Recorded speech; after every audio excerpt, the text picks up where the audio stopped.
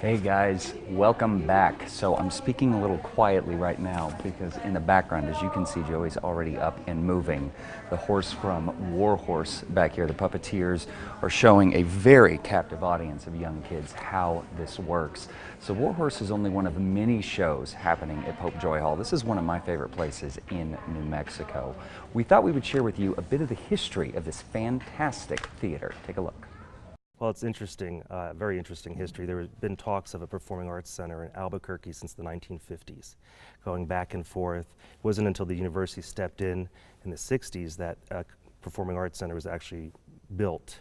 It was under the tutelage of then President Tom Popejoy. Originally built as the concert hall, he had built up many buildings on campus. However, when it came time to put his name on one of the buildings, he chose Popejoy Hall over everything else because he was so excited about Popejoy. He was actually exposed to the performing arts by President Roosevelt in the 30s when he was working as part of a program with the WPA.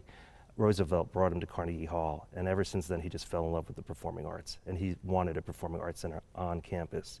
Good for the university, good for business as well. I've been here about 17 years now, and when I came on board I had a vision for Popejoy. One, we wanted to introduce the Broadway series, which we did about 15 years ago.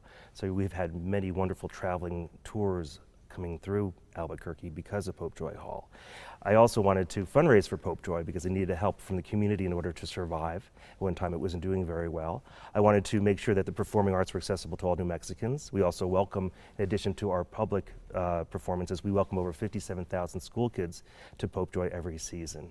And I wanted to maintain a state-of-the-art facility, thus we fundraise as well, so we could bring all these wonderful shows to Popejoy.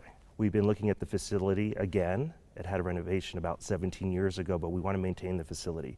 So we have plans for somewhere between $5 and $10 million worth of work over the next 5 to 10 years.